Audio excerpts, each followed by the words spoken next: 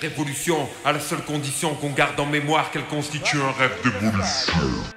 Parler d'avenir à quoi bon si on fait du surplace figé, statut de On est en grande franquin. C'est parti.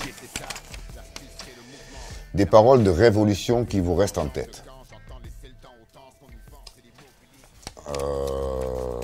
Il y en a plein. La phrase d'intro qu'on utilise, que Chill utilise, c'est dans justement Révolution.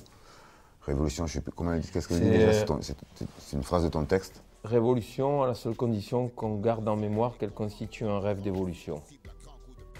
Je vis de petits riens, leur gueule de petits seins veulent que moi, le petit singe, devienne un petit chien. Alors un morceau d'Ayam qui m'embarrasse, qui nous embarrasse. On peut dire un morceau qui nous embarrassait. Peut-être le Mia. Le morceau a eu un tel succès, il est resté 8 mois numéro 1 en tête du top et c'est devenu vraiment, pour nous, on le dit souvent, ça fait rigoler tout le monde, mais c'est devenu un peu l'hymne des campings à un moment donné. Et du coup, on a eu beaucoup de mal à le chanter pendant pas mal d'années. D'ailleurs, on voit qu'il y a des réactions immédiates sur la continuité, où on va aux victoires de la musique, et ça concernait vraiment, les victoires concernaient ce morceau en particulier, et on y joue Sachet Blanc. Et on fait une espèce de bras de fer toute la journée avec le comité des victoires pour jouer Sachet Blanc, alors qu'ils voulaient je danse le Mia. Derrière, on sort les clips de Femmes Seules et de Sachet Blanc. On avait envie de dire aux gens qui écoutent Ayam, Ayam c'est le Mia, mais pas que. Du bras Ray-Ban sur la tête, sur vêtements taquini. Pour les plus classes, des mocassins Nebuloni. Dès qu'il passait, caméo, Midnight Star, SOS Bond, Delegation. Jouer avec un batteur et un guitariste. Sur scène, oui, on a beaucoup fait, on a beaucoup tourné. On n'est pas contre les instruments, mais c'est vrai que quand on est en studio, il y a un certain son. Alors on peut faire jouer de certaines choses comme des rythmes ou des mélodies, mais en général on ressemble parce qu'on cherche absolument à avoir un certain son.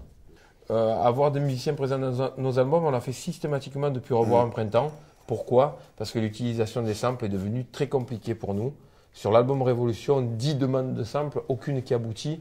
Aujourd'hui, il y a des tas de groupes qu'on écoute qui samplent, mais ils font des free tapes, ils les mettent sur iTunes, ils vendent 3000 albums et ils ne seront jamais attaqués parce qu'aux États-Unis, prendre un avocat, c'est déjà cher. Pour attaquer un groupe, c'est plus cher que de leur soutirer de l'argent. Ou alors il y a l'autre extrémité, des groupes qui vendent des milliers, des millions d'albums, des grands artistes, Jay-Z, Kanye West, Rick Ross, et qui peuvent payer des samples à 40 000 $.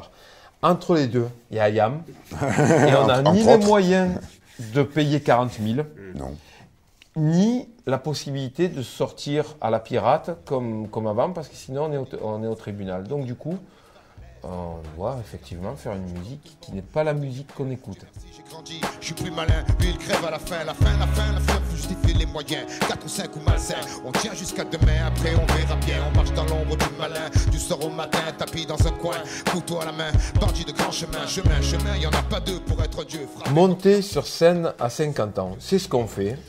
C'est ce qu'on aime faire, on a commencé comme ça, on était un groupe de scène avant même de signer quoi que ce soit, on avait déjà une centaine de concerts, on a toujours, pour nous, c'est un fonctionnement assez orthodoxe, dans le sens où c'est vrai que pour nous, une fois qu'on a sorti l'album, il faut qu'on aille sur scène.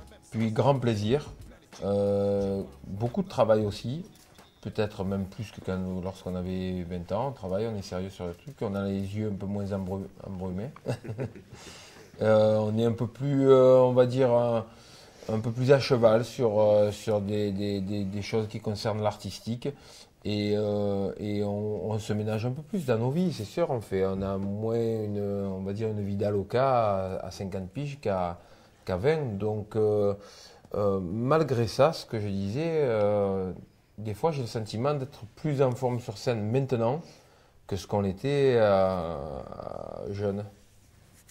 Enfin moi je parle de mon cas personnel. Oui, pas que le sport. Pas que le sport, des fois j'ai oublié quelques paroles, on ne sait pourquoi.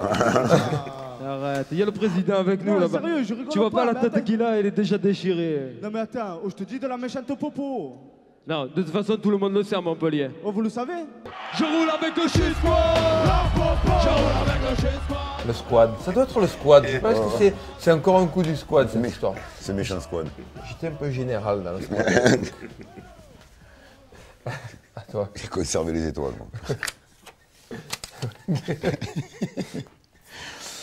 un rappeur au-dessus de tous les autres. Rakim. Rakim. Pourquoi Parce que, pour les mêmes raisons, je pense, parce qu'il révolutionne tout quand il arrive. Alors, on l'a vécu différemment.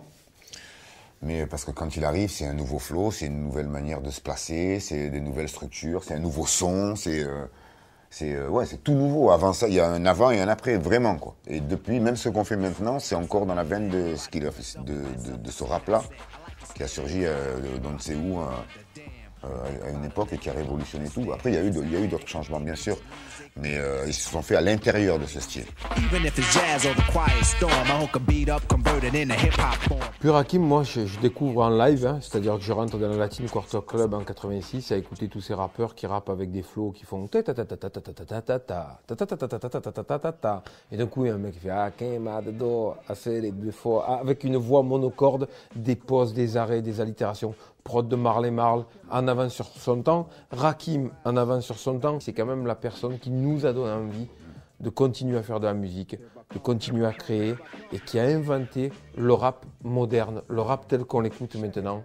I came in the door, said it before. I never let the mic magnetize me no more, but it's fighting me, inviting me to rhyme. I can't hold it back. I'm looking for the line, taking off my coat, claiming my Les pires défauts et les meilleures qualités d'Akash.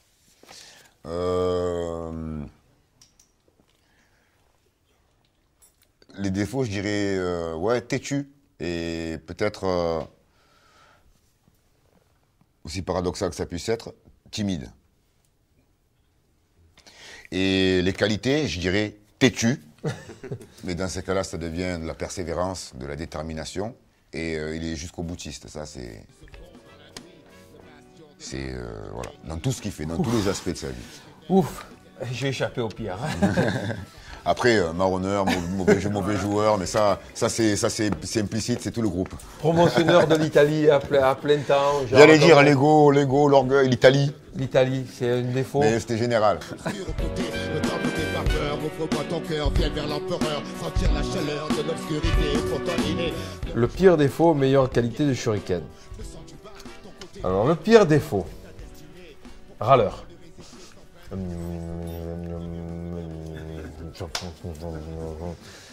Ça, c'est... On le sait, donc en fait, quand il râle, quand il est dans ce mode-là, on se met sur off et on ne le relance surtout pas. On ne le relance pas parce qu'il peut embrayer, très loin. Les qualités, et je ne sais pas parce qu'il est là, il en a beaucoup. Moi, je trouve que dans l'effort, c'est-à-dire que ce soit du physique en tournée ou que ce soit de la concentration, il a ce truc des arts martiaux, il dure très longtemps. C'est-à-dire que quand on va tomber les uns après les autres, the last man standing, c'est lui. Et c'est quelqu'un où quand on baisse un peu les bras sur certains trucs, le fait de le voir encore debout, ça motive un peu le reste du groupe. Donc ça, c'est vraiment une qualité énorme. Il a des qualités qui sont très inhérentes à la pratique des arts martiaux et à une philosophie à la pratique du sport. Malgré son côté râleur, il a un côté qui est très jovial, qui se satisfait de ce qu'on a. Mais encore une fois, c'est martial, hein. Il a un côté très japonais sur ce truc-là.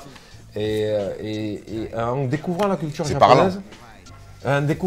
japonaise, en fait, j'ai compris beaucoup de choses qui l'animent. On joue dans un chambara, la fierté, la loi tue. Comme un bon vieux Kurosawa, la main sur le katana. Même si la peur m'assaille, je partirai comme un samouraï. On joue dans un chambara. Le premier concert à Paris. Le premier concert d'Ayam à Paris, attention, sous le nom Ayam. Je me rappelle. Alors, il va falloir qu'on fasse attention au souvenir. On a fait 3 soirs la première partie de Madonna sans avoir sorti un disque. C'est-à-dire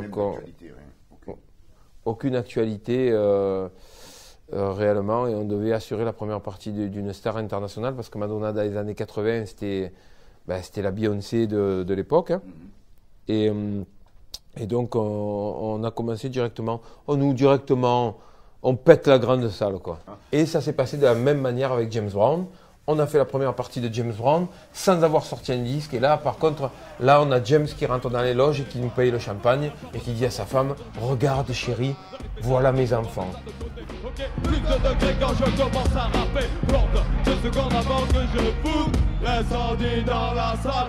Ce soir, 30 ans de vie commune. Ben oui, c'est 30 ans de vie commune, c'est ce qu'on disait, c'est la famille. Hein. On a passé 30 ans, autant de temps qu'avec nos femmes et nos enfants, parce qu'on est sur la route. Ayam, c'est un groupe de scène. Et on passe une grande partie de nos années sur la route à vivre ensemble, et qu'il y a quelque chose qui va au-delà de la musique pour vivre 30 ans ensemble, dormir dans les mêmes lieux, aller dans les mêmes salles, être fatigué, toujours s'entendre, se gueuler dessus, et puis après comprendre. Il y a quelque chose qui va au-delà de la musique elle-même. Je pense que avant tout, Ayam, c'est une grande histoire d'amitié.